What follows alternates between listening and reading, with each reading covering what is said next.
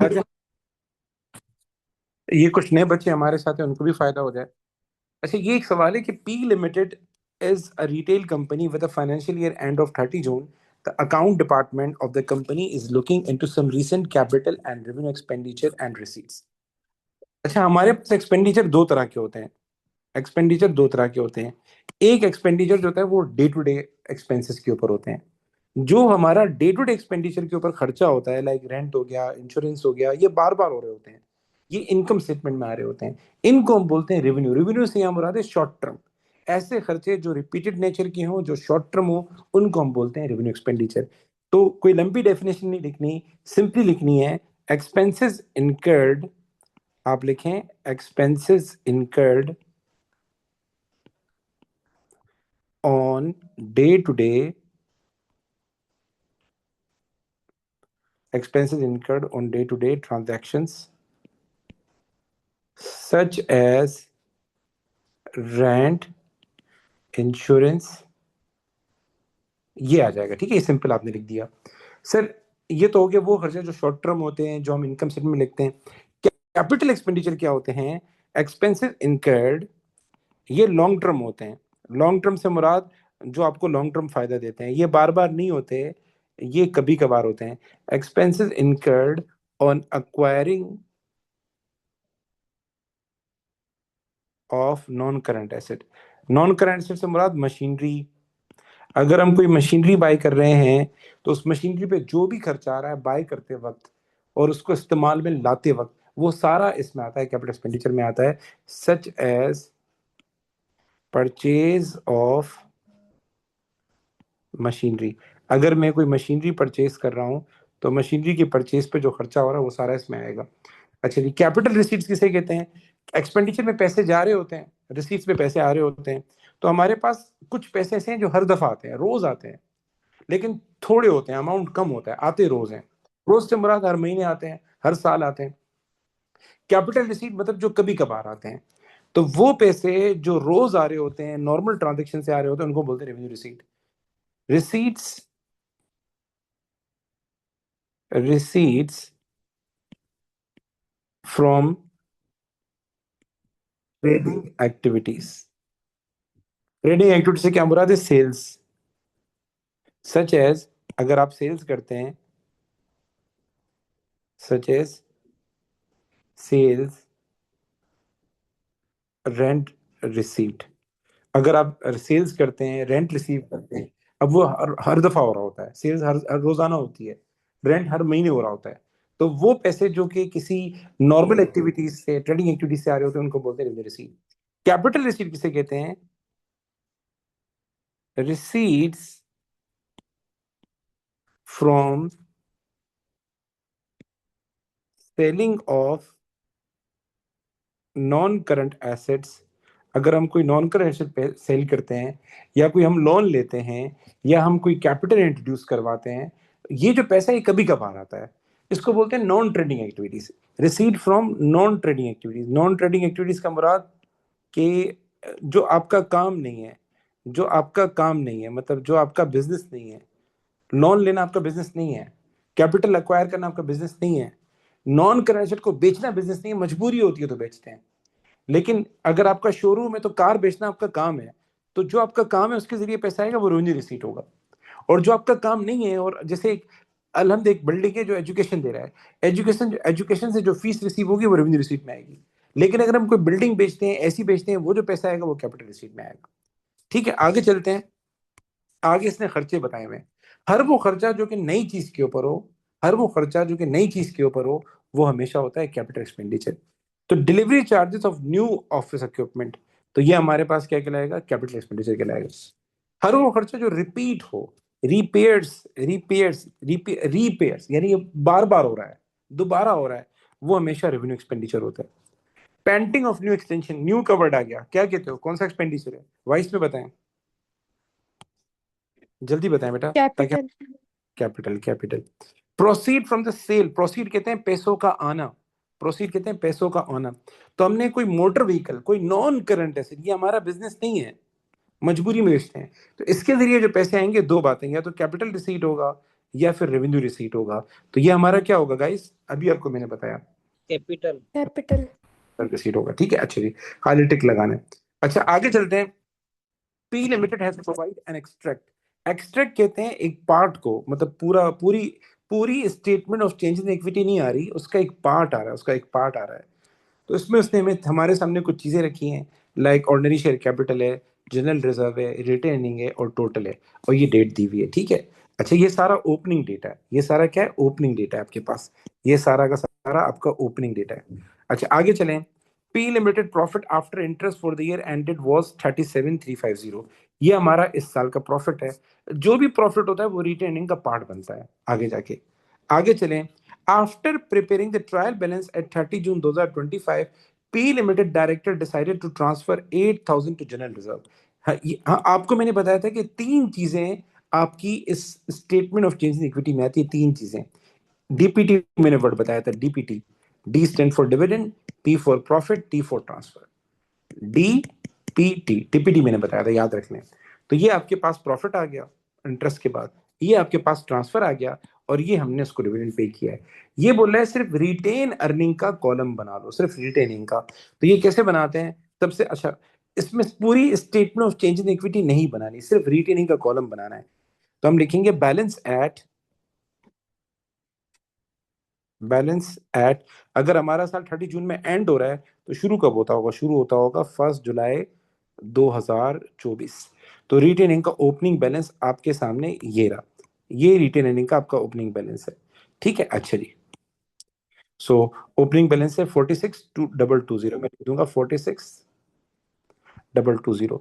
उसके बाद आगे चलते हैं। आगे हमने प्रॉफिट, हमारा प्रॉफिट ये रहा दिया हुआ है आपके सामने, प्रॉफिट दिया हुआ ये रहा 37,350। तो प्रॉफिट इसमें ऐड कर देंगे 37,350, और हम इंटरेस्ट के बाद वाला ही प्रॉफिट लेते हैं। ठीक है, अच्छा जो उसके बाद आगे चलें। आगे उसने बोला हमने सोचा है कि हम ट्रांसफर करें 8,000, तो 8,000 यहां से क्या होंगे, माइनस होंगे, और यहाँ पे क्या हो जाएंगे, आपके जनरल रिजर्व में ऐड हो जाएंगे। हम ट्रांसफर का ऐसे ही करते हैं। तो 8,000 हम क्या कर देते हैं, यहाँ माइनस कर देते हैं। और ये क्यों कर रहे हैं माइनस, क्योंकि ये हम जनरल रिजर्व में ट्रांसफर कर रहे हैं, ट्रांसफर टू जनरल रिजर्व। आगे चलें सर। आगे वो कह रहा है कि भाई हमने इंटरिम डिविडेंड पे किया है। इंटरिम डिविडेंड बाज दफा कैलकुलेट होता है, बाज दफा दिया होता है, तो इसने यहाँ दिया हुआ है। तो डिविडेंड क्या होता है, ये पेमेंट है, ये ड्राइंग है एक तरह की, तो ये माइनस कर देंगे। तो हम यहाँ लिखेंगे 36,400, और इस इंटरिम डिविडेंड को यहाँ लिख देंगे इंटरिम डिविडेंड। ओके, इसको टोटल कर लें, इसको टोटल कर लें, इसको टोटल करके बताएं कितना बना ये। सर 39,170। 39,170। ये पेपर तुमने कर लिया है वैसे, यस सर। पूरा कर लिया है तुमने, थ्योरी के सवाल भी कर लिए थे इसके सारे के सारे। नहीं सर, थ्योरी नहीं किया। थ्योरी का नहीं किया। मेरा फोकस बस थ्योरी पे ही ज्यादातर होगा। ये तो मैंने एक रिकैप करवा दिया। सर आगे चलते हैं। आगे बोला है कि आप एसएफपी बनाएं। तो अगर आप लोगों ने बनाई है तो बहुत अच्छी बात है, नहीं तो अगर आप बोलेंगे बना देता हूँ, चलो बना देता हूँ, बच्चों का मसला होता है तो बना लेंगे। तो सर ये कैसे बनाएंगे, हमें सिंपली क्या करना है, पहले आ जाते हैं नॉन करंट एसेट के ऊपर आते हैं, जल्दी से बना लेता हूँ चलें। पहले मैं हेडिंग दे देता हूँ नॉन करंट एसेट। तो उसमें हमारे पास दो चीज़ें हैं, एक लैंड एंड बिल्डिंग, एक इक्विपमेंट है, तो लिख देते हैं land and building, land and building, और दूसरे नंबर पे है इक्विपमेंट। जिन बच्चों को एसओएफपी में मसला होता है वो एक नज़र देख लें। तो ये तीन कॉलम है, पहले आएगी कॉस्ट, और फिर आएगी क्या नाम है 2,05,000, यहाँ आ जाएगा, ये कॉस्ट हो जाएगी। और इसका हो जाएगा 59,600, ये यहाँ आ जाएगा 59,600। इसको ज़रा मैं नीचे ले लेता हूँ, मैंने ऊपर ले लिया है।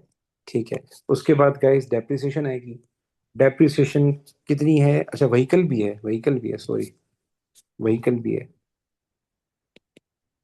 व्हीकल भी है। व्हीकल कितना है सर, व्हीकल है 83,000। उसके बाद डेप्रिसिएशन आएगी। डेप्रिसिएशन इसकी तो नहीं दी हुई, छोड़ दें खाली, और इसकी दी हुई है इसने। डेप्रिसिएशन हम इनकम स्टेटमेंट पर प्लस करते हैं, वो नहीं दी हुई तो छोड़ दें। 11,324, 11,324 इसकी दी हुई है डेप्रिसिएशन। और इसकी डेप्रिसिएशन कितनी दी हुई है, 23,030 रुपये दी हुई है। 23,030 रुपये लिख देता हूँ, इसको माइनस करके बताएं कितना आएगा। 2,05,000 ये हो गया। बाकी दो माइनस करके बताएं कितना आएगा। 59,600 माइनस 11,324। इसी तरीके से 83,000 माइनस 23,030। 48276। इसका कितना है जल्दी बताओ। 48276। 48276। और दूसरे का कितना है। 83,000 माइनस 59,000। 23,300। 59,970। 59,970। 9। और इन सब का टोटल कितना हो गया। 313,246। 313,246। ये तुम शाज़न हो या हमेश हो। सर इसकी आवाज आ शाहजहान। रही है मुझे। सर शाहजहान। शाज़न तुम्हारी माशाल्लाह मेहनत कर रहे हो घर में, तुम लग रहा है पढ़ रहे हो आजकल, लग रहा है तुम्हारा। तो सर अच्छा आपकी जी। दुआ है। जजाक। सर आगे चलते हैं, आगे करंट एसेट्स में आते हैं। देखिए करंट एसेट में पहले क्या क्या था वो जरा नोट कर लें। करंट एसेट में आपके पास आता है ट्रेड रिसीवेबल, ये रहा। करंट एसेट में आपके पास इन्वेंट्री आती है, क्लोजिंग लेती है, ये रही। ट्रेड रिसीवेबल के बाद अदर रिसीवेबल आता है। अदर रिसीवेबल है नो सर, नहीं दिया हुआ। उसके बाद प्रोविजन फॉर डॉफर्ड आएगा, ये रहा। उसके बाद कैश आएगा, ये रहा। बैंक ओवरड्राफ्ट है तो छोड़ दें। तो हम लिख लेते हैं, पहले इन्वेंट्री लिख देते हैं, जल्दी लिख कर देता हूं मैं इन्वेंट्री। ट्रेड रिसीवेबल का मैं शॉर्टकट लिख रहा हूँ, आप मत लिखिएगा शॉर्टकट, पेपर में पूरा नाम लिखिएगा। लेस प्रोविजन फॉर डॉगफुट डेट, आप इसका शॉर्टकट मत लिखिएगा, पूरा लिखिएगा। फिर मैं लिखता हूँ कैश। कैश। टाइम बचाने के लिए मैं, हाँ, कैश 33,000 सर मैं ये आपको हो बताता जाएगा। जाता हूँ वैल्यू सारी, आप पहले लिखते जाए बस। क्या कह रहे हो, क्या। 33,000 इसकी 57040, और लेस 2282, ठीक है। और और फिर ऐड टू 100 कैश के, 282, अच्छा। और कैश करो। अच्छा एक चीज 2100 याद कैश। रखिएगा, ये जो कैश हम यहाँ ना कैश जो हम यहाँ लिखते हैं ना कैश, इसकी जगह वैसा आता है कैश इन कैश इक्विवेलेंट का वर्ड आता है। तो परेशान मत होना। कैश इन कैश इक्विवेलेंट किसे कहते हैं। कैश और बैंक को मिला के जो हम चीजें लिखते हैं उनको बोलते हैं कैश इन कैश इक्विवेलेंट। तो उससे परेशान नहीं होना। तो ये हो जाएगा 2100। ये प्लस कर लें। आप लोगों को एसएफपी की प्रैक्टिस कम होती है, इससे मैं थोड़ा बना रहा हूँ। इसका टोटल बताएं कितना आया। 89858। 858। 89858। और इन सबका टोटल टोटल कितना। एसेट्स है 403104। 4 थ्री वन 03104। जीरो फोर ये हो जाएंगे टोटल एसेट। ठीक है, ये तो हो गया एसेट का सेक्शन। सर अब आते हैं इक्विटी के ऊपर, अगले सेक्शन के ऊपर आते हैं, इक्विटी के ऊपर। अच्छा, कंपनी की जो एसएफपी होती है इसमें सिर्फ इक्विटी का मसला है, बाकी तो सारा सेम है, ये तो पढ़ चुके हो, इसी तरीके से बनाते हैं हम लोग एसएफपी। इक्विटी में जो आपने statement of change in equity सीखी थी, बस वो आते हैं, बस यहाँ पे उनके अमाउंट आते हैं बस। ये ऊपर आपने बनाई है ना, ये ऊपर आपने बनाई है, देखें ये तीन चीजें आती है बस। जो आपने statement of change in equity में काम किया था बस वही शो करना होता है। तो आपने सिंपली क्या करना है, यहां लिख देना है ऑर्डिनरी शेयर कैपिटल।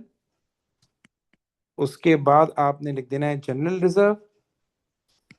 उसके बाद आप लोगों ने करना है, लिखना है रिटेन्ड अर्निंग। ये तीन चीजें लिखनी है। और इनके क्लोजिंग बैलेंस लिखने हैं। क्लोजिंग बैलेंस सर समझ में नहीं आया सर, ये देखें इसका क्लोजिंग बैलेंस कितना दिया हुआ है, 2,30,000। 2,30,000, आप 2,30,000 लिख दें आप। 2,30,000 हमारे पास क्लोजिंग बैलेंस इसका हो जाएगा सर। ठीक है। ये सिर्फ कंपनी के एसओएफपी में सिर्फ इक्विटी वाला मसला है, बाकी सारा सेम है। और इक्विटी में जो आपने स्टेटमेंट ऑफ चेंज इक्विटी बनाई थी वही लिखेंगे। जनरल रिजर्व का आपको टोटल करना पड़ेगा, क्योंकि सवाल में जनरल रिजर्व थे 16,300, फिर 8,000 का और ट्रांसफर हो गया, तो इसका मतलब इसका अमाउंट चेंज हो जाएगा। इसका अमाउंट हो जाएगा 24,300। 8,000 का ट्रांसफर अलग हुआ था, तो 24,300 ये हो गया सर। और रिटेन अर्निंग का क्लोजिंग जाएगा, क्लोजिंग क्लोजिंग क्लोजिंग, ये आपने यहाँ फाइंड किया इसका क्लोजिंग। ये देख लें कितना क्लोजिंग है आपके पास। ये आ रहा है 39,170। हम ये लिख देंगे 39,170। इन सब के क्लोजिंग लिखते हैं, मतलब जो आपने स्टेटमेंट ऑफ चेंज इक्विटी बनाई थी उसका क्लोजिंग अमाउंट आके यहाँ लिखना होता है। इसका टोटल कितना है जल्दी बताना। 2,30,000 प्लस 24,300 प्लस 39,170। अगर तुमने लोगों ने किया हुआ तो सामने टोटल बता दो जल्दी से, ताकि स्पीड से हो जाएगा। इसका 293470। 293470। उसके बाद सर हम क्या करते हैं, हम लिखते हैं नॉन करंट लायबिलिटी। पेपर में शॉर्टकट मत यूज कीजिएगा। पेपर में ये तो मैं लिख रहा हूँ, आप लोग मत यूज कीजिएगा। नॉन करंट लायबिलिटी में ये आएगा, आपका डिबेंचर आएगा। कितना है? 32,000 आएगा। और पूरा लिखिएगा डिबेंचर, इंटरेस्ट समेत लिखिएगा। मतलब आप लिखिएगा 6% डिबेंचर, और वो कितना है? 32,000। फिर उसके बाद आते हैं करंट लायबिलिटी के ऊपर। करंट लायबिलिटी में क्या क्या आता है वो जरा देख लें। करंट लायबिलिटी में आपका आ जाएगा ट्रेड पेबल आ जाएगा, ये रहा ट्रेड पेबल। करंट लायबिलिटी में अदर पेबल आ जाएगा। करंट लायबिलिटी सर में bank bank loan. Bank loan, अच्छा बैंक लोन भी है, एक लायबिलिटी और भी है। ओके ओके ओके, एक हाँ, लायबिलिटी वो भी है बेटा, 5 years की है। बैंक लोन भी है। देखिए लिखा हुआ है, मैंने देखा नहीं इसको। बैंक लोन भी, ये भी आएगा सर। ये आएगा नॉन करंट लायबिलिटी में आएगा, मैं लिख देता हूँ बैंक लोन। ठीक है, ये बैंक लोन भी आएगा। ये 6% हो गया। और उसके बाद आ जाएगा बैंक लोन। बैंक लोन 22,000 है ना? जी 22,000 बैंक लोन भी हो गया। तो सर इसका टोटल कर लें, ये हो जाएगा हमारे पास 32 + 22, ये हो जाएगा 50। 54,000। ये हो जाएगा, ठीक है। करंट लायबिलिटी में तीन चीजें हैं। करंट लायबिलिटी में आपका ट्रेड पेबल आएगा। अच्छा, इसकी एसएफपी आसान होती है कभी कभार, क्योंकि चीजें दी हुई होती हैं। वरना आप सब लोगों ने काम किया तो अदर पेबल थोड़ा मुश्किल होता है। और उसके बाद आएगा बैंक ओवरड्राफ्ट। अगर पेपर में ये टैली ना हो तो परेशान नहीं हुआ करें, कोई मसला नहीं, फिर भी ये स्टार आ जाएगा। अच्छा, ये ट्रेड पेबल है 44,890। 44,890 मैं लिख दूंगा, 44,890 प्लस प्लस अदर पेबल कितना है? 5,700। अदर पेबल में लिख देता हूँ 5,700। मैं काफी आगे निकल जाता हूँ यार। और बैंक ओवरड्राफ्ट कितना है गाइस? बैंक ओवरड्राफ्ट है आपका 5044। 505। ठीक है, ये टोटल करने कितना हो जाएगा? 55,634। 55,634। इसका भी टोटल कर लेंगे। और ये कहलाएगा, सेम इन है, तीनों का फोर टोटल जीरो कर थ्री लेंगे। One zero four total equity and liabilities. Guys ये आप फोटो कॉपी करा के पेपर किया करें, मशवरा दूंगा। आईपैड पे कर लेंगे भी हो सकता है। कितना है? 403104। 403104। ठीक है। अच्छा, सर ये पेपर पेज जो है ना, 28 पे क्वेश्चन करवा सकते हैं। करवा दूंगा। टॉपिक बताओ कौन सा है पेज 28 वाला जो है? डेप्रिसिएशन। डेप्सन सब नहीं पढ़ा हुआ है मेरे ख्याल से, एक नहीं, बैच थोड़ा के बच्चों गंदा ने वो वाला पढ़ा। क्वेश्चन है। कि यार डेप्सन का मैं मशवरा दूंगा, तुम कल रख लो, क्योंकि यहाँ कुछ बच्चों ने डेप्सन पढ़ा नहीं है। मैंने उनको पढ़ाया नहीं है वैसे, तो उनको फिर नया लगेगा। उनको थोड़ी परेशानी है। गंदा वाला क्वेश्चन नहीं, आसान क्वेश्चन है ये, इतना गंदा नहीं है। तो कोई और नहीं सवाल सर, बता दो जो कर तुम। तो लिया, पर एक बार एक्सप्लेनेशन तो एक बार, रिवीजन। चलो मैं ऐसा करता हूँ, पहले जो हमारे साथ बच्चे हैं उनको हेल्प कर दूं। एक सवाल उनको करवा के फिर आ जाता हूँ, तुम्हारे सवाल की तरफ आ जाता हूँ, ठीक है? अच्छा जी, मुझे सर, ये बताएं आप सब जी जी जी जी। आपने पार्टनरशिप और एनपीओ की एसओएफपी करवाई है? पार्टनरशिप की एसएफपी के अंदर सिर्फ यानी एक चीज आती है, वो है इक्विटी के अंदर कैपिटल और करंट अकाउंट आते हैं। और एनपीओ की एसएफपी में इक्विटी चेंज है बस। मैं कल एक ऑनलाइन क्लास रख के पूरी एसएफपी बता दूंगा कि पार्टनरशिप की एसएफपी में क्या होता है। या अभी बता देता हूँ, पार्टनरशिप की एसएफपी में ये होता है, देखो देखें। पार्टनरशिप की एसएफपी में सिर्फ ये होता है कि आपका जो जो बाकी सब कुछ सेम है। जब इक्विटी पे आप आएंगे ना, जब लिखेंगे इक्विटी और दो पार्टनर है आपके पास, कितने पार्टनर है? दो। तो आप हेडिंग देंगी कैपिटल, और आप लिखेंगी ए, फिर लिखेंगे बी। अब तीन कॉलम होते हैं ना आपके पास, तीन कॉलम होते हैं। तो जो भी ए का कैपिटल है, ए का कैपिटल है 1 लाख, आप 1 लाख लिख दें। बी का कैपिटल है 2 लाख, आप 2 लाख लिख दें। और इनका टोटल कर दें, ये हो जाएगा 3 लाख। ठीक। इसी तरीके से करंट अकाउंट है। कभी कभार क्या होता है, वो बोलता है करंट अकाउंट की डिटेल एसएफपी बताओ। तो फिर करंट अकाउंट पूरा यहाँ बनाते हैं स्टेटमेंट की फॉर्म में। ठीक है। और कभी कभार ये होता है कि हमें करंट अकाउंट अलग से बनाना पड़ता है। तो करंट अकाउंट का जो क्लोजिंग बैलेंस है, क्लोजिंग यानी पहले करंट अकाउंट बनाएंगे फिर एसएफपी बनाएंगे। तो करंट अकाउंट का क्लोजिंग बैलेंस आएगा। अगर उसका बैलेंस बीडी क्रेडिट साइड पे आ रहा है तो हम पॉजिटिव लिखेंगे। लाइक आपने करंट अकाउंट बनाया, तो सीडी के बाद बीडी इस तरफ आया, तो हम ये पॉजिटिव करके लिखेंगे, क्योंकि ये इन सब की नेचर लाइबिलिटी की तरह होती है। लेकिन अगर किसी का बीडी इस साइड पे आ रहा था और सीडी इस साइड पे आ रहा था, तो फिर उसका माइनस में लिखेंगे, उसका हम माइनस में लिखेंगे। और इसका टोटल किया तो ये कितना हो गया? ये हो गया -1,000। ठीक है। इसके बाद फिर आप क्या करेंगे? इसके बाद आप लिखेंगे नॉन करंट लायबिलिटी। और उसके बाद करंट लायबिलिटी, और इसी तरीके से आप काम करेंगे। ये है पार्टनरशिप की एसएफपी। पार्टनरशिप की एसएफपी ऐसे बनती है। ठीक है, अच्छा जी। अब आते हैं जरा आपकी एनपीओ की एसएफपी कैसे बनती है। कुछ लोगों ने एनपीओ को टॉपिक नहीं पढ़ा तो वो परेशान ना हो, उनको मैं आगे पढ़ाऊंगा। बाकी लोगों को बताता हूँ जिन्होंने पढ़ा हुआ है। उसकी एसएफपी भी सेम बनती है।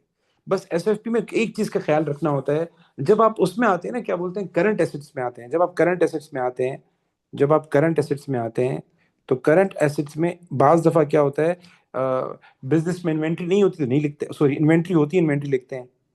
इन्वेंट्री होती है तो इन्वेंट्री हम लिख देते हैं आप। अच्छा, उसकी ज्यादातर दो कॉलम होती है तो इन्वेंट्री लिख देते हैं। इन्वेंट्री के बाद ट्रेड रिसीवेबल नहीं होता इसके अंदर।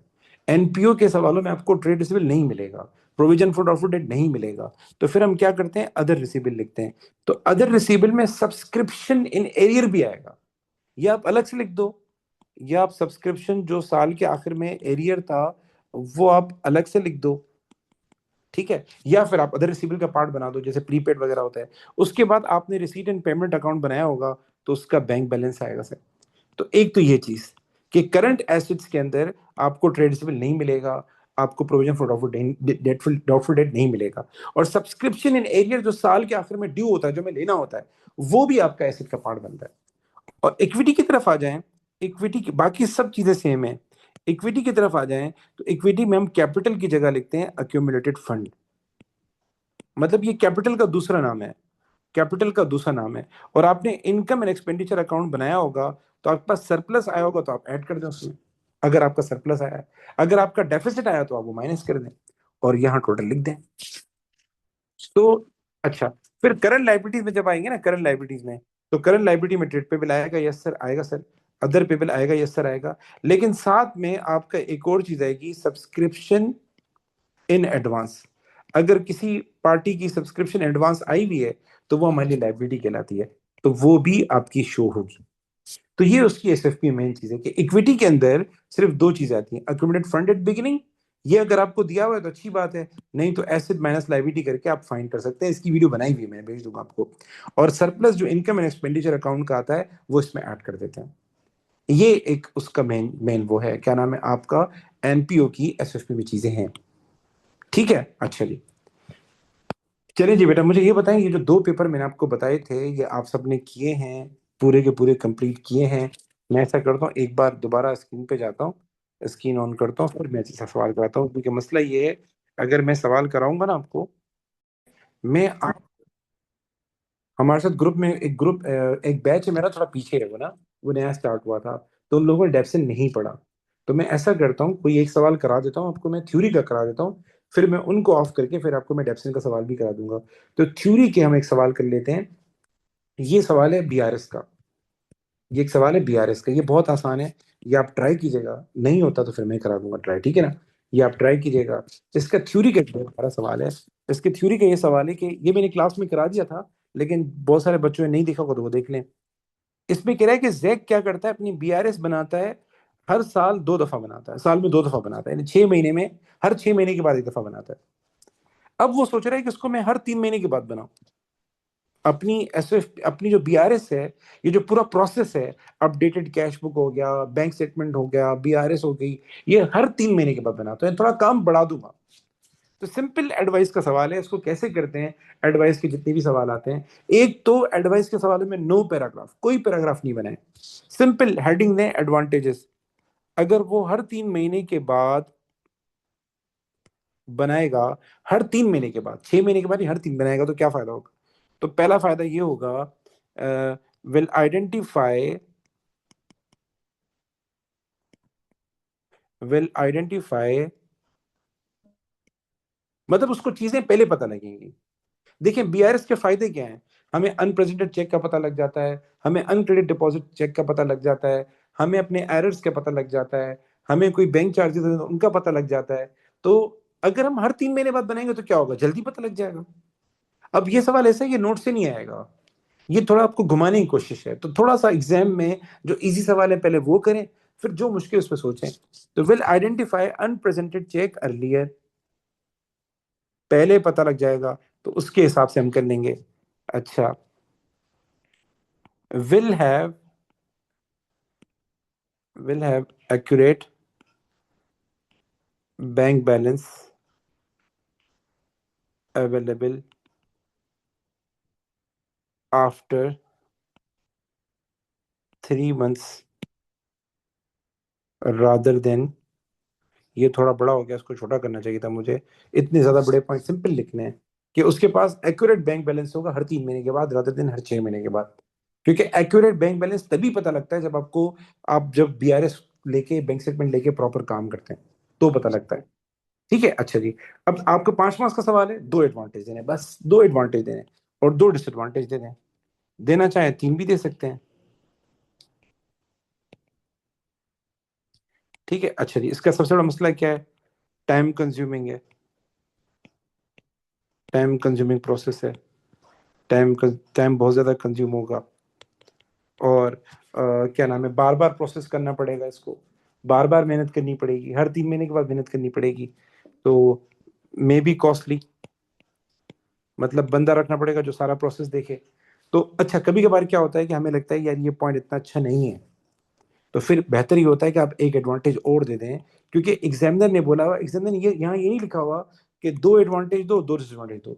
जब सवाल में नहीं लिखा हो तो आप एडवांटेज चाहे जितनी भी दो, डिसएडवांटेज एक कम से कम देना होगा, और डिसएडवांटेजेस चाहे जितनी भी दो, एक कम से कम, यानी दोनों का एक एक पॉइंट होना मैंडेटरी है, बाकी जितने दो, बाकी जितने दो। तो आप लोग क्या करें, जब आपको लगता हो कि यार ये मेरा डिसएडवांटेज वाला पॉइंट वीक है, तो एक डिसएडवांटेज चलो हो गया, ओके, फिर एडवांटेज आप 3 दे दें तो भी कोई मसला नहीं है, कोई कुछ नहीं है। तो आप लिख लें will identify,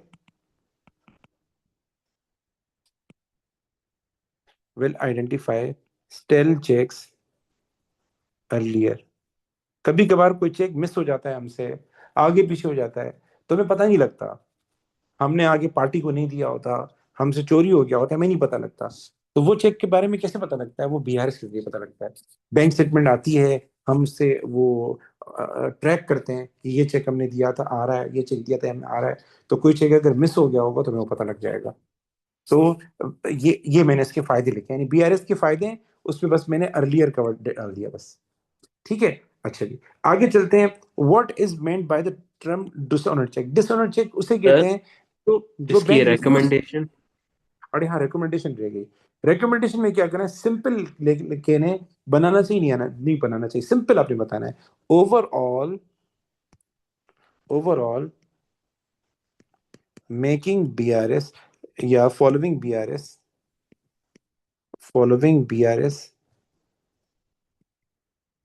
after 3 months is better option. Simple लिखना है, यस एंड नो।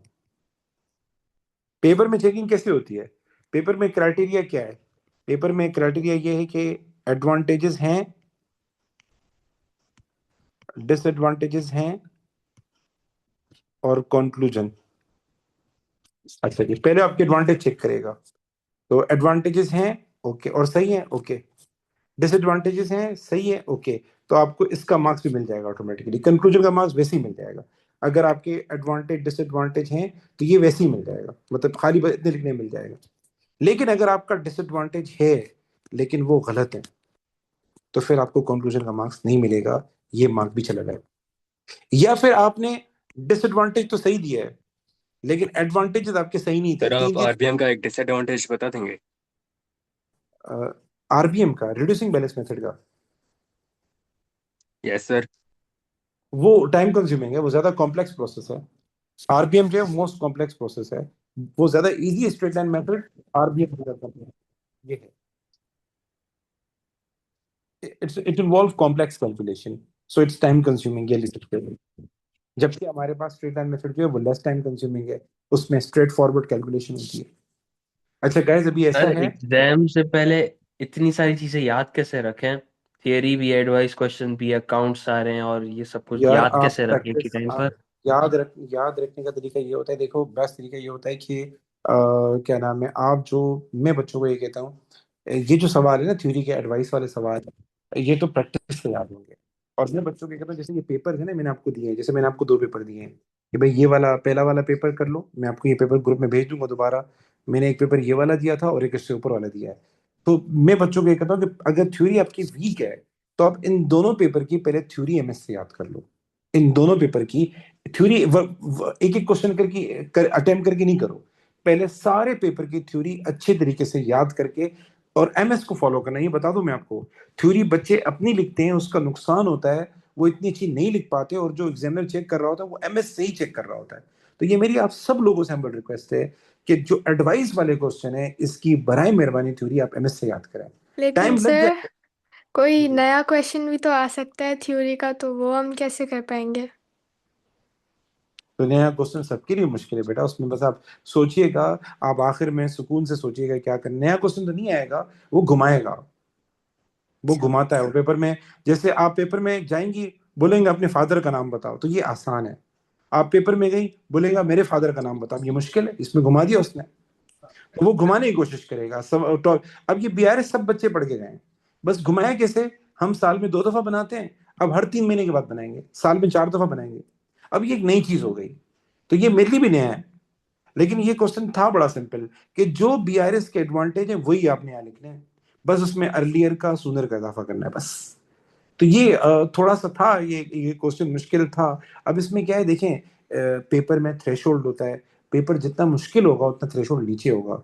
तो ए तो कंफर्म है आप लोगों का, ए तो कहीं नहीं गया। ए स्टार को थोड़ा मसला आ जाता है अगर आप एमसीक्यूज में वीक हैं।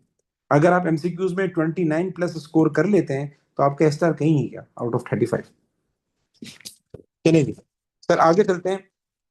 आगे हमारे पास ये एरर का सवाल है, मुझे बताएं ये मोस्टली बच्चों ने किया हुआ है एरर का सवाल, मेजोरिटी ने किया होगा, क्या फायदा,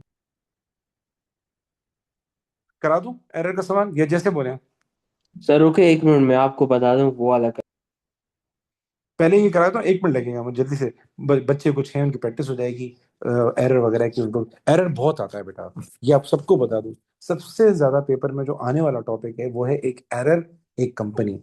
ये 2 टॉपिक मैं समझता हूँ पेपर में बहुत आते हैं, और एक कैश बुक, ये 3, इन 3 की तो अच्छी प्रैक्टिस किया करें आप लोग। चलें, हम लोग जो है वो कौन सा अकाउंट ओपन करते हैं ट्रायल बैलेंस का टोटल बराबर करने के लिए? तो आप सब ने पढ़ा है सस्पेंस अकाउंट। हम ट्रायल बैलेंस, राजम राजम आप राजम राजम राजम बारह दे, अच्छा बारिश हो रही है बाहर क्या? अच्छा जी जी गाइस, हम सर, ट्रायल बहुत बैलेंस का तेज हो रही है। Yes sir. ओके ओके, चलिए सही है। हम ट्रायल बैलेंस का टोटल बराबर करने के लिए बनाते हैं सस्पेंस अकाउंट, ठीक है। हम क्यों बनाते हैं, हमारा मेन मकसद क्या होता है? So preparation of financial statement become easier, preparation of financial statement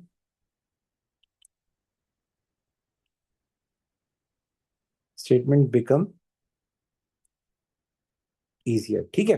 अच्छा जी आगे चलते हैं। एंट्रीज पास करनी है हमें, एंट्रीज पेपर में देखें, एंट्रीज के लिए इस तरह जगह दी हुई होती है। सो सबसे पहली एंट्री मैं ऊपर ही पास करवा देता हूँ कि हमने डिस्ट्रीब्यूशन कॉस्ट की कोई एंट्री पास नहीं की, कुछ भी नहीं किया, ना डेबिट किया ना क्रेडिट किया। तो गाइस में क्या होगा, डिस्ट्रीब्यूशन कॉस्ट आपका डेबिट हो जाएगा कितने से, 320 से, और बैंक से पैसे दिए आपने तो बैंक क्या हो जाएगा, क्रेडिट हो जाएगा 320 से। क्लोजिंग इन्वेंट्री जो थी 12,200 थी, हमने 12,900 किया है। इसमें एमएस में मिस्टेक है गाइस, इसकी एमएस में मिस्टेक है, एमएस में उसने बहुत बड़ा ब्लंडर किया है। इन्वेंट्री हमारा एसेट होता है, तो 12,200 से 12,900 कर लिया, मतलब इन्वेंट्री को हमने क्या कर दिया है, बढ़ा दिया है, ज्यादा लिख दिया है। तो अब हम क्या करेंगे, सॉरी हमने कम लिखा है, हमें बढ़ाना पड़ेगा। कितने से बढ़ाना पड़ेगा गाइस? 700 से, ऐसे ही है। और अच्छा इन्वेंट्री कभी ट्रायल बैलेंस में नहीं आती, तो इसमें सस्पेंस नहीं आएगा गाइस। इन्वेंट्री, क्लोजिंग इन्वेंट्री कभी भी ट्रायल बैलेंस में नहीं आती है, ये तो ट्रायल बैलेंस के अलावा आती है, तो इसमें सस्पेंस नहीं आएगा। ये एक नई चीज है, इसमें आएगा इनकम स्टेटमेंट, इसमें आएगा इनकम स्टेटमेंट। क्योंकि इन्वेंट्री अगर आप ज्यादा लिख देना तो इन्वेंट्री 2 जगह आती है, एक एसएफपी में आती है एज एन एसेट, और एक इनकम स्टेटमेंट में आती है एज एन इनकम आती है। तो इनकम स्टेटमेंट को हम क्रेडिट करेंगे, इन्वेंट्री को डेबिट, इनकम स्टेटमेंट को क्रेडिट करेंगे। आगे कह रहा है purchase return of 95, purchase return आपकी इनकम है, परचेज रिटर्न आपकी इनकम है। हमने सप्लायर के अकाउंट में सही एंट्री की है, क्या मतलब, जब भी परचेज रिटर्न होती है तो हम परचेज रिटर्न हमारी इनकम है, तो परचेज रिटर्न क्या होता है गाइस, क्रेडिट होता है, और सप्लायर क्या होता है, डेबिट होता है। तो डेबिट इसने कर दिया है, लेकिन उसने एक और डेबिट किया है सेल्स रिटर्न को, एक और अकाउंट तो उसको भी डेबिट कर दिया, 2 दफा डेबिट किया है, सप्लायर को भी किया और सेल्स रिटर्न को भी किया। तो सेल्स रिटर्न कैंसिल होगा सर, सेल्स रिटर्न कैंसिल होगा, तो कैंसिल कितने से करेंगे, 95 से। परचेज रिटर्न को क्रेडिट नहीं किया तो परचेज रिटर्न क्रेडिट हो जाएगा 95 से, और आपका सस्पेंस डेबिट हो जाएगा 90, सॉरी डेबिट 95 से नहीं होगा, कितने से होगा, 90 प्लस 90, ये हो जाएगा 180, 180 प्लस 10, 190 से होगा। आगे चलें। A check for 225 received from ABC wholesaler, a credit customer has been correctly entered in the cash book. Cash book का मतलब ये है कि कैश और बैंक में एंट्री हो गई, लेकिन हमने दूसरी एंट्री नहीं की, सिंगल ओमिशन है। हमने चेक रिसीव किया एबीसी से, तो बैंक हुआ होगा डेबिट, चेक है तो बैंक डेबिट हुआ होगा। क्रेडिट क्या होना था, क्रेडिट होना था एबीसी होलसेलर, ये हमने नहीं किया, तो एबीसी होलसेलर को हम कर लेते हैं क्रेडिट, एबीसी होलसेलर को हम क्रेडिट कर देते हैं कितने से, 225 से, और ये सिंगल ओमिशन है तो इसमें आपका सस्पेंस आ जाएगा डेबिट 225 से। सर आगे चलें। Property maintenance cost of 1220 has been correctly charge to land and building account, incorrectly charge. Property maintenance अलग चीज है, लैंड एंड बिल्डिंग अलग चीज है। लैंड एंड बिल्डिंग तब डेबिट होता है जब हम कोई जमीन बाय करते हैं, बिल्डिंग बाय करते हैं, और प्रॉपर्टी मेंटेनेंस कॉस्ट तब डेबिट होता है जब हम प्रॉपर्टी पे कोई रिपेयर वगैरह कराएं, प्रॉपर्टी का खर्चा हो, तो ये एक्सपेंस है, ये भी डेबिट होता है और ये भी डेबिट होता है, पर ये एसेट है। तो अब हमें क्या करना पड़ेगा, लैंड एंड बिल्डिंग को आपने गलती से डेबिट कर दिया था, उसको कैंसिल करेंगे 1220 से, और प्रॉपर्टी मेंटेनेंस कॉस्ट को डेबिट करेंगे कितने से, 1220 से। यहां तक सब मेरे साथ हैं? सारे बच्चे खामोश लगे हुए हैं, तो पूछ रहा हूँ, सारे बच्चे मेरे साथ हैं? अच्छा एक मिनट पहले मैं बता दूं। Name two type of error that will not be revealed by trial balance, तो आप सब लोगों ने पढ़ा है। एक हमारे पास होता है कंप्लीट ओमिशन, और एक हमारे पास होता है कंप्लीट रिवर्सल। आपने 6 एरर पढ़े थे ना, वो वाले हैं, omission, commission, principle, reversal, original entry, और एक एक था कंपनसेटिंग एरर। जी तुम क्या कह रहे थे मुझे बताओ, तरुण तुम कुछ कह रहे थे मुझे, कौन सी एंट्री का कह रहे हैं, जल्दी बताओ ताकि मैं। एंट्री नंबर, चौथा number, 4 number, 2 number sir, closing inventory वाली एंट्री। क्लोजिंग इन्वेंट्री वाली। देखिए वो कह रहा है कि हमने क्लोजिंग इन्वेंट्री जो है वो ओवरस्टेट कर दी है, sorry, as recorded as 12,200 instead of 12,900, हमने कम लिखी है, अब हमें इसको बढ़ाना पड़ेगा, तो इन्वेंट्री हमारा एसेट डेबिट हो जाएगा, मैंने डेबिट कर दिया। क्रेडिट किसको करें, क्रेडिट सस्पेंस नहीं होगा इसमें, हालांकि ये कास्टिंग एरर है, हमने क्या कर दिया है, अंडरस्टेट कर दिया, कम लिखा है, एक साइड को कम लिखा है, लेकिन इन्वेंट्री कभी क्लोजिंग इन्वेंट्री आती नहीं ट्रायल बैलेंस में। हम उन वहां सस्पेंस को डेबिट करते हैं और वहां सस्पेंस को क्रेडिट करते हैं जो चीज ट्रायल बैलेंस में आती हो। ये तो ट्रायल बैलेंस के बाहर लिखते हैं हम हमेशा, कभी भी आप उठाएं सवाल, क्लोजिंग इन्वेंट्री अलग से दी हुई होती है, तो इसमें सस्पेंस नहीं क्रेडिट होगा, इसमें इनकम स्टेटमेंट क्रेडिट होगा, क्योंकि क्लोजिंग इन्वेंट्री एक वाहिद आइटम है जो दोनों जगह आता है, एसएफपी में आता है एज एन एसेट, और इनकम स्टेटमेंट में आता है एज एन इनकम, क्योंकि कॉस्ट ऑफ सेल्स में से माइनस हो रहा होता है, तो इसीलिए ये दोनों जगह है। ठीक है, इसमें सस्पेंस नहीं आएगा। एमएस में उसने मिस्टेक की है, फिर दोबारा उसने रिवाइज की, फिर भी मिस्टेक की उसने, तो उसने गलती की है, उस पर इंशाल्लाह पॉइंट रेस करेंगे, होपफुली वो उसको सही कर लेगा। ठीक है, अच्छा अगला सवाल ये है, वो ये बोला है कि प्रॉफिट पे क्या इंपैक्ट पड़ेगा। एक तो इंपैक्ट होता है करेक्शन का, अगर हम सही काम करते तो प्रॉफिट पे क्या इंपैक्ट पड़ता, अगर हम सही काम करते, इनकम स्टेटमेंट का कोई भी आइटम अगर डेबिट होगा प्रॉफिट कम होगा। अब ये इनकम स्टेटमेंट का आइटम है, डिस्ट्रीब्यूशन कॉस्ट, तो प्रॉफिट क्या होगा इसमें से, सर प्रॉफिट इसमें से कम होगा। ठीक है, अच्छा इस पे आ जाए, इसमें इनकम स्टेटमेंट क्रेडिट हो रहा है, किसी भी ट्रांजेक्शन में अगर इनकम स्टेटमेंट खुद आ जाए उससे क्या हो जाएगा, प्रॉफिट आपका बढ़ेगा। अच्छा जी, अभी मैं बता रहा हूँ, उसने सवाल ये नहीं पूछा करेक्शन का, उसने बिफोर करेक्शन का पूछा है। अच्छा थर्ड पे आ जाए, ये दोनों आइटम इनकम स्टेटमेंट के हैं, इनकम स्टेटमेंट का कोई भी आइटम क्रेडिट हो रहा हो ट्रांजेक्शन में तो प्रॉफिट बढ़ेगा, चाहे एक्सपेंस हो चाहे इनकम। तो परचेज रिटर्न आपकी इनकम है, क्रेडिट हो रहा है, सेल्स रिटर्न आपका एक्सपेंस है, वो भी क्रेडिट हो रहा है, इनकम स्टेटमेंट का कोई भी आइटम क्रेडिट होगा, प्रॉफिट क्या होगा, बढ़ेगा, और इनकम स्टेटमेंट का कोई भी आइटम डेबिट होगा, डिक्रीज, तो प्रॉफिट डिक्रीज होगा। अच्छा जी आगे आ जाएं, इसका एंट्री का नो इफेक्ट होगा, कोई इंपैक्ट नहीं आएगा, नो इम्पैक्ट होगा, और इसका प्रॉपर्टी मेंटेनेंस कॉस्ट आपका एक्सपेंस है तो डेबिट हो रहा है, डिक्रीज, प्रॉफिट डिक्रीज होगा। अच्छा इसने पूछा है विदाउट करेक्शन, उसने ये नहीं पूछा बिफोर करेक्शन, इसने अनकरेक्टेड, इसने ये पूछा है, तो हम उल्टा बताएंगे। क्या बताएंगे? उल्टा बताएंगे। देखें, अगर हम सही काम करते हैं तो प्रॉफिट आपका डिक्रीज होता, तो हमने तो डेबिट नहीं किया, हम तो भूल गए, तो आपका प्रॉफिट क्या हो गया? ओवरस्टेट हो गया, आपका प्रॉफिट ओवरस्टेट हो गया बाय 320। सर सेकंड ट्रांजेक्शन में आए, अगर हम सही काम करते तो हमारा प्रॉफिट बढ़ता, हम इन्वेंट्री को ज्यादा लिखते, इन्वेंट्री हमारी इनकम है तो प्रॉफिट बढ़ता, लेकिन हमने ऐसा नहीं किया तो प्रॉफिट डिक्रीज हुआ है बाय 700। इसका होगा अंडरस्टेट बाय 700।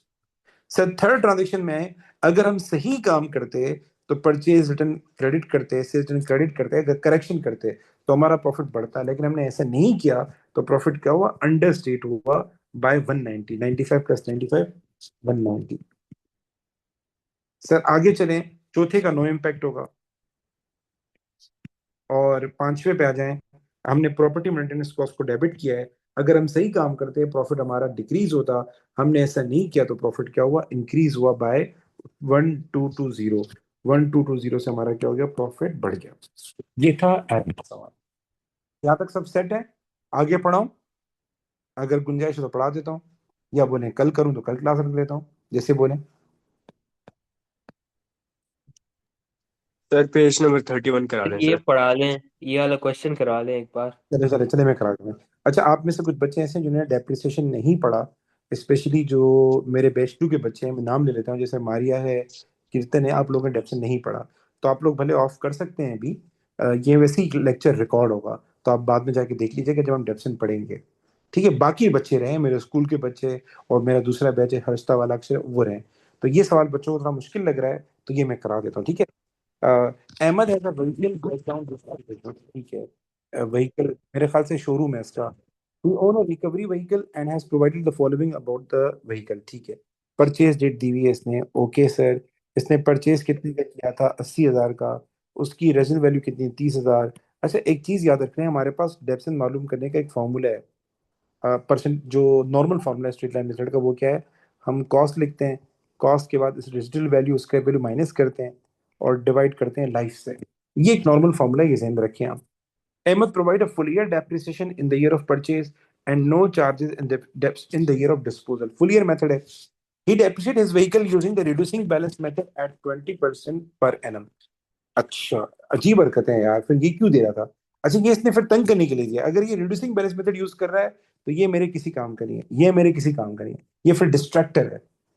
मेरी बात सुन रहे हैं भाई? मैं आपसे पूछता हूं कि भाई इस फला बंदा है, उसकी अम्मी का नाम ये, उसकी वाइफ का नाम ये, फिर सवाल करता हूं उसके अब्बा का नाम बताओ, तो वाइफ का नाम ये, अम्मा का नाम ये, उसका कोई ताल्लुक ही नहीं है। तो रिड्यूसिंग बैलेंस मेथड के अंदर कोई रेसिडुअल यूज नहीं होती, रिड्यूसिंग बैलेंस मेथड के अंदर कोई लाइफ का काम नहीं है। रिड्यूसिंग बैलेंस के मेथड के अंदर हमें कॉस्ट लेनी होती है और कॉस्ट को मल्टीप्लाई करना होता है परसेंटेज से, इनिशियली ये होता है बस, और फिर उसके बाद बुक वैल्यू। तो ये इसने दिया एज अ डिस्ट्रैक्टर, आपको तंग करने के लिए। ऐसा है जैसे आप फेसबुक पे गए, आपने खूबसूरत लड़की देखी, आप खुश हो गए, आपने कहा काम की चीज है, जब जाके देखा तो लिखा हुआ था अपने माँ बाप की खिदमत करो, अच्छे काम करो, नमाजें पढ़ो। तो वो जानबूझ के अटेंशन के लिए दी थी। तो ये सीन यहाँ पे होगा। His recovery vehicle is now 4 year old and is no longer available। Ahmed considered replacing his recovery vehicle on 31st August 2025। Ahmed financial year ends on 30 April। Okay sir। बोले आप उसकी वर्किंग लाइफ का हर साल की डेप्सन बताएं, हर साल की।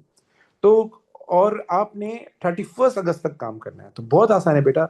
आपको मैंने एक सिंगल वर्किंग सिखाई थी, सिंगल कॉलम वर्किंग सिखाई थी, डिस्पोजल के लिए सिखाई थी। एक बार दोबारा बताता हूँ वो कैसे होती है।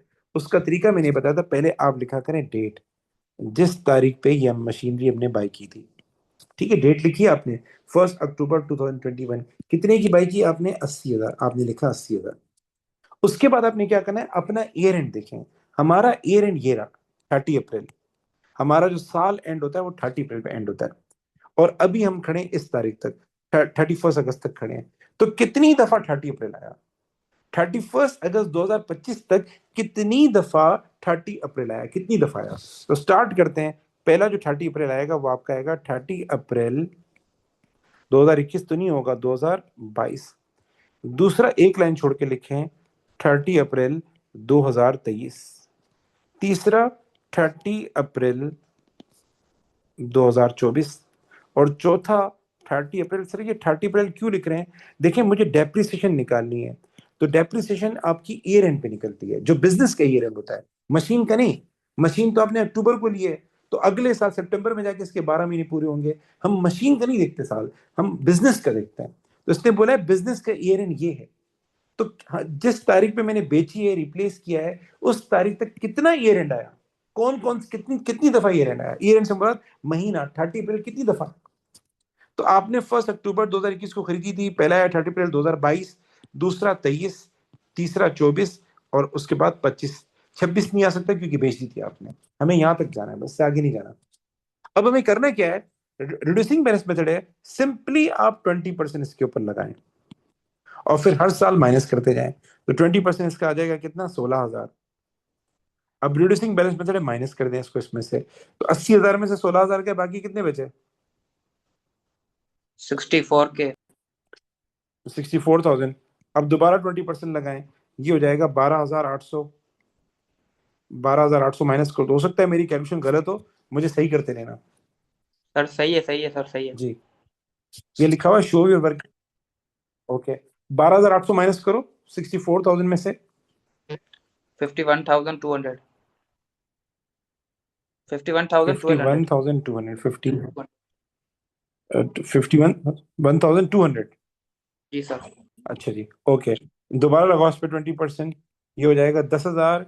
10,000 प्लस 240। 240 माइनस कर दो इसमें से। रिड्यूसिंग बैलेंस मेथड हम बार बार यही करते रहेंगे।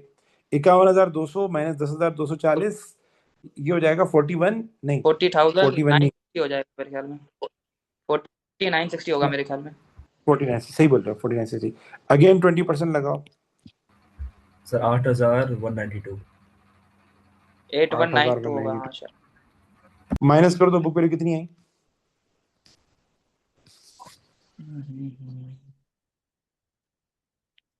32,000।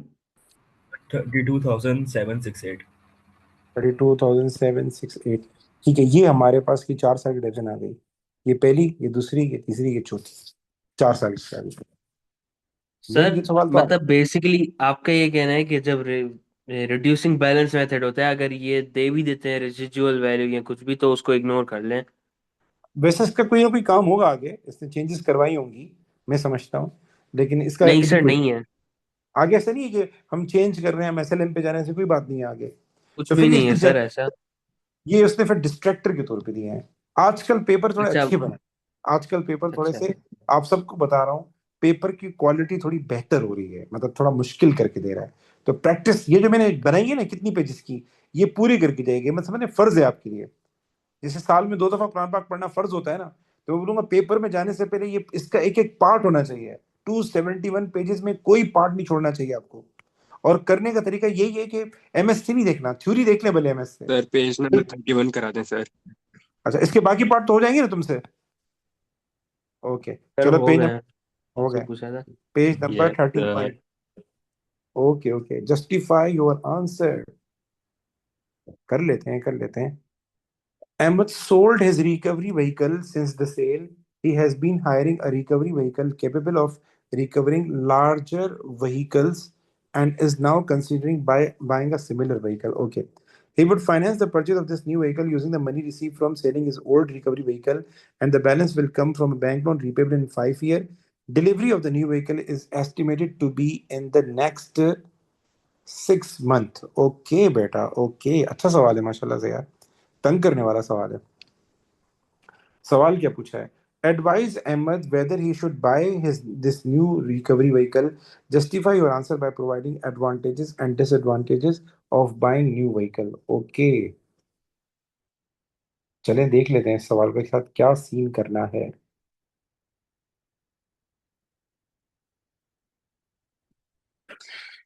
Ahmed sold his recovery vehicle, ठीक है। Since the sale, he has been hiring a recovery vehicle capable of recovering larger vehicles and is now considering buying a similar vehicle, ठीक है। उसने उधार पे लिया, उसने किराए पे लिया था, ठीक है। He would finance the purchase of this new vehicle using the money received from selling his old recovery vehicle, and the balance will come from a bank loan repayable in 5 years. Delivery of the new vehicle is estimated to be in 6 months. Okay. अच्छा, अब देखें, आप ये कह रहे हैं कि वो हम उस रिकवरी व्हीकल को बाय करें या नहीं करें, ये सवाल है। तो जब हम रिकवरी व्हीकल को बाय करेंगे तो कुछ एडवांटेजेस भी हैं, कुछ डिसएडवांटेजेस भी हैं। मैं लिखवा देता हूँ, आप एक बार एमएस से जरूर मैच कीजिएगा। और डिसएडवांटेजेस भी हैं। जैसे पहले मैं हेडिंग दे दूं, फिर बताता हूँ मैं आपको क्या हो सकता है। और कितने मार्क्स का सवाल है सर? 5 मार्क्स का सवाल है। पहले हम आते हैं एडवांटेज के ऊपर। जब ये जब ये व्हीकल खरीदेगा तो उसका अपना व्हीकल होगा। देखिए, ये हायरिंग पे चल रहा है, ये मतलब किराए पे लाता था। ये पहले क्या करता था, इसने अपना रिकवरी व्हीकल बेच दिया था और किराए पे लाता था। दूसरा व्हीकल क्या था, किराए पे लेकर आता था, मतलब किराए पे लिया, फिर वापस किया, फिर किराए पे लिया, फिर वापस लिया। अब ये अपना व्हीकल लेकर आ रहा है। अपना व्हीकल लेकर आएगा तो उसका मतलब ये कि अपना व्हीकल है, उसकी ओनरशिप इसके पास होगी, वो किसी और का नहीं होगा। तो एक बड़ा एडवांटेज ये है कि new vehicle will be owned by the business.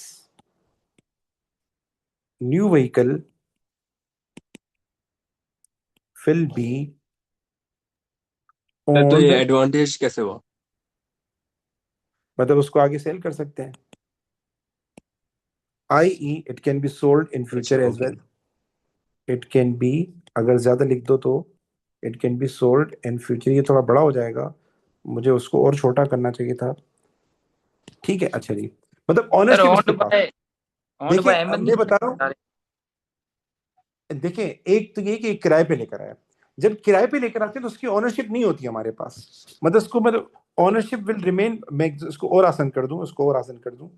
Sir direct ये ये नहीं लिखे, new new vehicle will be owned by Ahmed. Ahmed will own the new vehicle, बस ये लिख देता हूँ, सही कर देता हूँ। Ahmed will own the new vehicle, ठीक है, ये इसका एक फायदा हो गया, क्योंकि पहले ये किराए पे ला रहा था, अब ये इसके पास अपना होगा। ठीक है, अच्छा जी, डिसएडवांटेज के ऊपर आते हैं। डिसएडवांटेज अभी मैं आ रहा हूँ, एडवांटेज लिखो। डिसएडवांटेज क्या है, ये बैंक लोन ले रहा है इसके लिए, ये बैंक लोन ले रहा है। तो बैंक लोन फ्री में नहीं आता, उस पर इंटरेस्ट आती है। तो उसमें लिखेंगे interest will be paid, interest will be paid, sir so advantages reduction. में ये नहीं लिख सकते इंक्रीज इन नॉन करंट आ रहा हूँ, एसेट्स? लिख सकते हैं बेटा, लिख सकते हैं। अच्छा जी, नहीं ये नहीं लिख सकते यार, इसकी जगह ज्यादा अच्छा है कि Ahmed will own the new vehicle. ठीक सर है, ये अच्छा जी। एमएस पॉइंट था तभी पूछ रहा हूँ। एमएस में क्या लिखा, जरा दोबारा बताना। एमएस में क्या इंक्रीजेस पॉइंट लिखा नॉन था? Current asset. ठीक है, कह दो, लिख दो, अगर एमएस में लिखा है लिख दो। हमने तो, मैं तो बोल रहा हूँ अच्छे पॉइंट लिखे ज्यादा अच्छा है, पर एमएस में अगर लिखा हो तो हम लिख सकते हैं सर। अच्छा, ये एमएस में इसलिए लिखा होगा क्योंकि पहले इसके पास जो व्हीकल था किराए पे था। जो किराए वाला व्हीकल होता है वो एक्सपेंस होता है, और जो आपका अपना व्हीकल होता है वो आपके लिए एसेट होता है। तो ये अच्छी बात है, मतलब बिजनेस के पास एसेट में इजाफा हो रहा है। कल फ्यूचर में लोन लेना हो, कोई भी चीज लेनी हो, तो ये हमारे लिए पॉजिटिव पॉइंट है। इस तरीके से ये पॉइंट आ सकता है, non current asset will be increased. Sir ये या भी हो सकता है, टाइम बचाएगा। एक पॉइंट सबर करें, इंक्रीज इन नॉन करंट से ये पॉइंट आ सकता है। अच्छा, ये थ्योरी जो है ना, ये थ्योरी अलग से नहीं आएगी, प्रैक्टिस से आएगी। ऐसा एक सवाल पीछे था मेरे ख्याल से, शायद मैंने करवाया था, बैंक लोन का ही सवाल था, इसी तरह का था मेरे ख्याल से, वो प्रेमिसेस के ऊपर। पीछे एक सवाल था, उसमें प्रेमिसेस की बात थी, हम प्रेमिसेस में मतलब यानी किराए पे लें या हम जो है नहीं खरीदें, इस तरह कोई सवाल था। वो सर ए लेवल का था मेरे ख्याल से। अच्छा सर जी। ये दोनों पॉइंट थोड़े सेम नहीं होंगे? यार असल में पहला पॉइंट ये है कि क्या नाम है, एसेट को हम खुद ओन करेंगे, तो मतलब ये कि उसका टाइटल ऑफ ओनरशिप हमारे पास होगा, उसको आगे सेल कर सकते हैं, अपनी मर्जी से इस्तेमाल कर सकते हैं, ये मतलब है। दूसरे पॉइंट का मतलब ये है कि हम जो पहले एसेट लेकर आए थे वो किराए पे होता था। किराए वाली चीज आपकी अपनी नहीं होती, अपनी नहीं होती, और वो आपके एक्सपेंस में जाती है। और ये जो है क्या नाम है, ये आप खुद, ये जो है आपके आपने बाई किया है, आपने खरीदा है, तो ये आपकी एसएफपी का पार्ट बनेगा। एसएफपी का पार्ट बनना आपकी आपके ओवरऑल सर रिसोर्सेज तो में अगर इजाफा हम कर। ये वैसे पॉइंट तकरीबन एक ही है ये। अगर हम एक, ये लिख रहे हैं कि अहमद विल जी जी बताएं बताएं। सर अगर हम ये लिख रहे हैं कि Ahmed will own the new vehicle, तो इसका ये भी तो मतलब हुआ कि नॉन करंट एसेट इंक्रीज करेगा। हाँ, ये भी ऐसे ही कह सकते हो। मैं तो पर्सनली बोलूंगा तकरीबन करीब करीब पॉइंट है, हमें अलग किस्म के पॉइंट लिखने चाहिए, ज्यादा अच्छा। अच्छा जी, आगे चलते हैं सर, आगे चलते हैं। एक चीज मैं देख लूं, ये जो क्या नाम है, ये जो सेल कर रहा है, इसके जरिए जो पैसे आए थे, ये पैसे पहले कहाँ इस्तेमाल करता था? किसी और काम में इस्तेमाल करता था ये? On local dealer offer to buy, ठीक है चलो छोड़ दें। सर हाँ हाँ जी जी। ये बैंक अच्छा में एक नॉट बात और अग्री टू लिखना लोन, कि एक मिनट बैंक में not agree to loan. Sir बताएं बताएं बताएं। सर एमएस में लिखा हुआ है जी कि बेटा बताएं। दिस विल इंक्रीज प्रॉफिट, वो बताएं कैसे इसका वो एडवांटेज ऐसे कि दिया हुआ है। इसका जो ये जो, हाँ हाँ मैं बता रहा हूँ। ये देखिए ये पहले किराए पे लेकर आता था। He has been hiring a vehicle capable of recovering larger vehicle. पहले ये हायरिंग करता था, तो इसके जो हायरिंग चार्जेस थे ना, जो हायरिंग चार्जेस होते हैं, जो लीज रेंटल होते हैं, वो उसके नहीं आएंगे। यानी ये पॉइंट ऐसे है कि lease rental will be saved, lease rentals would be saved, so increase in profit. ये पॉइंट ऐसे है, मतलब आप अपनी चीज खरीद रहे हो तो आपको किराया नहीं भरना। जैसे आप पहले किराए के घर में रहते थे तो उसको बोलते हैं लीज रेंटल, तो आपको किराया नहीं भरना पड़ेगा, तो आपका एक एक्सपेंस बच गया, तो इससे क्या होगा, आपको प्रॉफिट बढ़ जाएगा। ये पॉइंट इस तरीके से, ठीक है। अच्छा जी, पर इसमें मसला ये है कि 6 महीने लगेंगे सर। एमएस में लिखा हुआ है कि इट विल टेक टाइम, ये डिसएडवांटेज दिया है, it will take time i.e. 6 month. ये बात लिखी हुई है इसने एमएस में, मुझे कंफर्म करें डिसएडवांटेज के अंदर। सर फायदे में ये नहीं बताएंगे कि ये टाइम बचाएगा? टाइम किसे बचाएगा भाई, आप एक किराए सर के घर में रहो या क्या नाम है इस लो, काम तो वही हो रहा है ना, कोई डिफरेंट वो डिफरेंट अलग चीज थोड़ी है। एक मिनट पढ़ लेता हूँ। He would finance the purchase of this new vehicle, ये सिमिलर खरीद रहा है ना, सिमिलर तो खरीद रहा है, मतलब एक किराए का घर था एक अपना घर है, दोनों सेम है, उसी किराए के घर को तुमने खरीद लिया तो घर तो वही हुआ ना। सर अगर आप बड़ी, इसमें जी जी, 5 पॉइंट है। A large हाँ recovery ये vehicle will cost more than small vehicle. Higher costs will have to be paid for 6 months. Interest charges on loan. Bank may not agree to loan, and proceeds from sale may have been used elsewhere.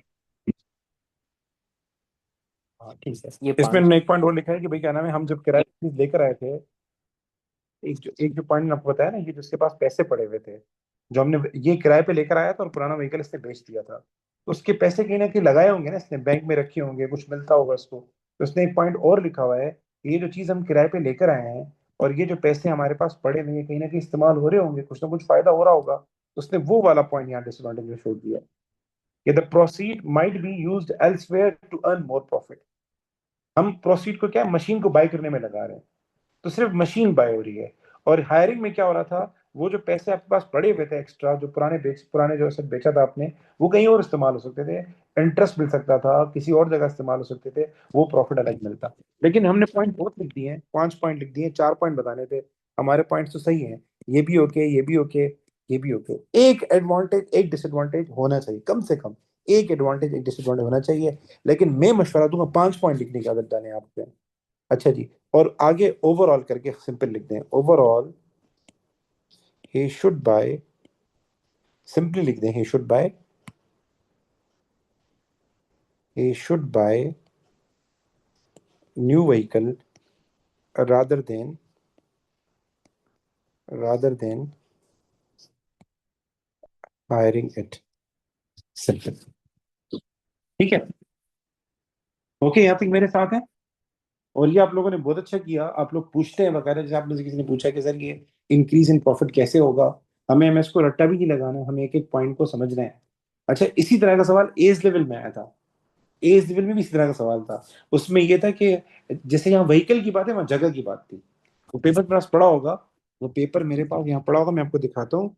As level का ही मैंने एक सवाल करवाया था, उसमें एक सवाल था वो, सर थ्रेशोल्ड कितना आता है, लाइक कितने का हम टारगेट रखे हैं ये स्टार के सवाल है, लिए? ये एज लेवल का सवाल है कि क्या नाम है, पता नहीं, एक सवाल था मुझे याद नहीं आ रहा, पता ओ लेवल का था, पता नहीं एज का था। थ्रेशोल्ड तो मुझे लगता है आजकल पेपर थोड़े से नवंबर के मुश्किल थे, थोड़ा थ्योरी भी चेंज किस्म की आ रही है, थोड़ा पैटर्न भी चेंज हो रहा है। मैं समझता हूँ थ्रेशोल्ड और नीचे गिरेगा, जैसे थ्रेशोल्ड 60 पे एज आता है ना, मुझे ये लगता है कि अब 55 पे हो जाएगा तो और नीचे गिरेगा। और मैं आपको बोलूंगा अपनी प्रैक्टिस बढ़ाएं, मैं मशवरा दूंगा आपको, थोड़ा सीरियस लें पेपर को। ये जो 271 पेजेस की फाइल है, ये पूरी होनी चाहिए, बता रहा हूँ मैं आपको। ठीक है, अभी मैं ऑफ करूंगा भाई, अभी मैं ऑफ करूंगा, कल भी आपकी क्लास में रखूंगा। अब कल का मैं ये कह रहा हूँ कि कल हो सकता है मैं आपकी क्लास दोपहर में रखूं।